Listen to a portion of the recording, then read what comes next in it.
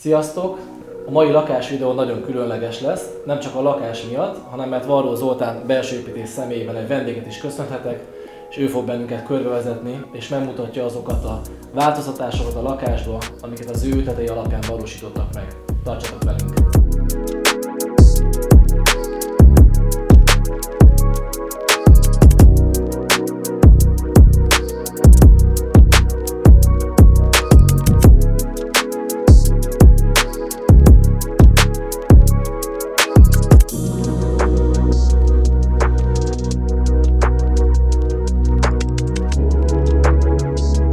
Egy nagyon szép belvárosi bérpalotában vagyunk, és meg kell mondanom, hogy én nagyon-nagyon szeretem ezeket az épületeket, hiszen ugye az igazi budapesti régi múlt az itt minden egyes négyzetcentiméterben benn van, és ez a lakás azért különleges szerintem, mert itt ráadásul rengeteg dolog meg is maradt.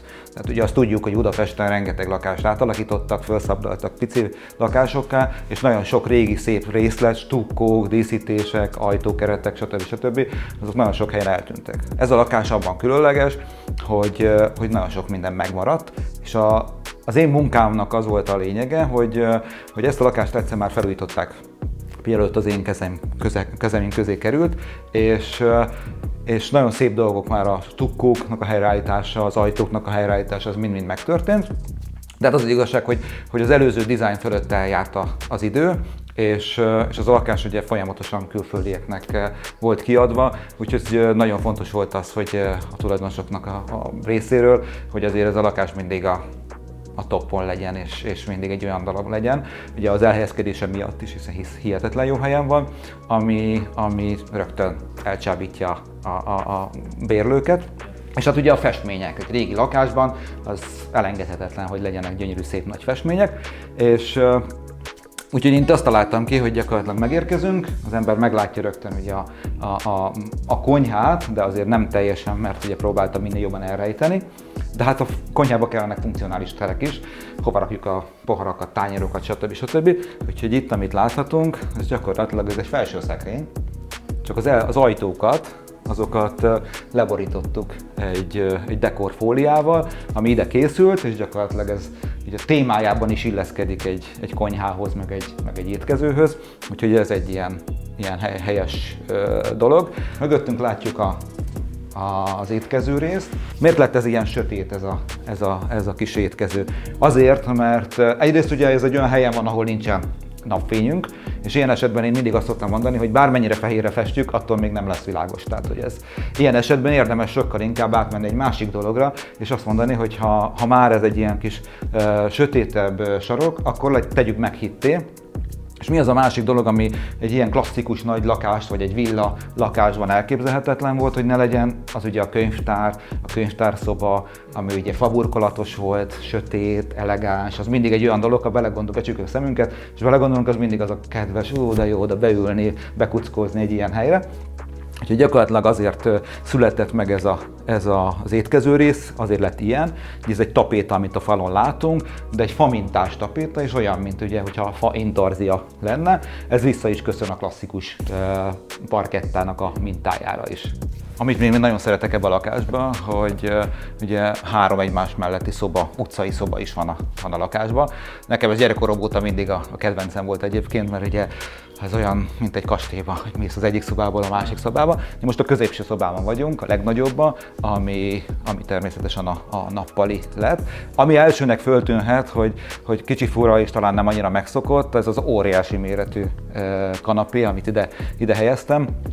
Ugye ennek több oka is van, az egyik, hogy azért ez egy elég nagy lakás, ugye ez egy 180 négyzetméteres gyönyörű szép belvárosi lakás, 3 hálószobával, 2 fürdőszobával, szóval itt azért egy nagyobb család is kényelmesen el tud éldegélni, és hát abból indulunk ki, hogy eleve ennyi szoba van, akkor, és még vendégeket is hívunk, akkor ez mindig fontos, hogy ez tényleg kényelmes legyen, és mindenki elférjen. Nagyon sok olyan részlet van a lakásban, amik régi darabok, és régi darabokat is megmentettünk. Egyébként ez egy régi konyhaasztal volt, csak levágtuk a lábát, és így lett belőle ez a csodálatos, óriási nagy dohányzóasztal. és a tulajdonosok egyébként nagyon szeretik ezek a természetes régi, fából készült régi darabokat, úgyhogy a lakásba, hogyha körülnézünk, akkor rengeteg ilyet láthatunk, és ráadásul az is cél volt, hogy magyar, régi, népi magyar bútorokat is valahogy beleillesszünk ebbe. A másik érdekesség az a kandalló. Ugye ez is egy olyan dolog, hogy minden klasszikus régi belvárosi lakásnak a nagyszobájában, a szalonjában volt kandalló, tehát ugye ez is ilyen alapvetés. De hát ezeket is én szeretem egy kicsit mindig megbolondítani és 21. századivá tenni. Úgyhogy a mi kandallónk is ilyen. Az is egy alapvetés, hogy a kandalló fölött kell lenni tükörnek. Tehát ez is olyan, hogy mint egyszer egy, ez annyira egyértelmű. Ebben az esetben hoztam be egy kicsit a 21. századot, és nem tükör van a kandalló fölött, hanem gyakorlatilag az egész kandallónak a testét, fal részét azt egy tükörrel borítottam be, de tényleg ad neki egy ilyen kicsit mai 21. századi hangulatot is. Ugye a lakásban 3 hálószoba van, ezt már említettem, a fő hálószobában vagyunk. Minden hálószobának is van egy külön sztoria, története, én ezt is nagyon szeretem, hogyha kicsit különböznek ezek, és azt is említettem már, hogy nagyon a tulajdonosok nagyon szeretik a régi darabokat, úgyhogy gyakorlatilag minden egyes szobának az inspirációja az egy-egy ilyen régi bútordarab volt, és gyakorlatilag arra fűztem én rá a dizájnt. Itt most a főhálószobában vagyunk, ugye itt fürdőszoba, hálószoba, gardróbbal együtt teljes, igazi intim szférában gondolkodtunk, és ugye ez a régi natur színű parasztszekrény az, amit az inspirációt adta, és gyakorlatilag nem csak a hangulatában, stílusában, de a színeiben is ugye ez volt az inspiráció. Úgyhogy itt láthatjuk ezek a nagyon kedves, nagyon kellemes földszíneket, amiket egyébként én használtam. És ezt is ugye ebből indult, hogy ez a színi választás is ebből indult ki. És gyakorlatilag, ahogy szépen tovább megyünk, itt láthatjuk, hogy ennek a hálószobának van egy ilyen kicsit ennek is egy kis eklektikája, hogy hogyan tud összeilleszkedni ez a nagyon pazar, elegáns polgári millió, egy kicsit a vidékies magyar dolgokkal is. Úgyhogy ezekből mind színválasztásban, ugye a modern mai változatban, de ugyanolyan hangulatú színű bútorokat helyeztem el szépen mindenhova. Ugye a komódot, a rengeteg gardróbszekrényt, és ehhez kombináltam ezt a barokkos, nagyon díszített textilt, de ez szerintem nagyon érdekes és jól mutatja, hogy gyakorlatilag ugye ez a textilválasztás, a mintája az illik a mennyezeti stukkódíszítéshez, viszont a színében, hogy ez az arany szín, de kicsit ilyen kopottas aranyszín, az pedig harmonizál maximálisan ugye a klasszikus régi szekrénnyel. A másik 2 hálószobát is gyakorlatilag ugyanígy találtam ki. Mindenhol van egy régi bútordarab, és annak a színe, a formája, vagy valami hasonló dolog indította el a dizájnt, és így lettek azok a szobák is kialakítva.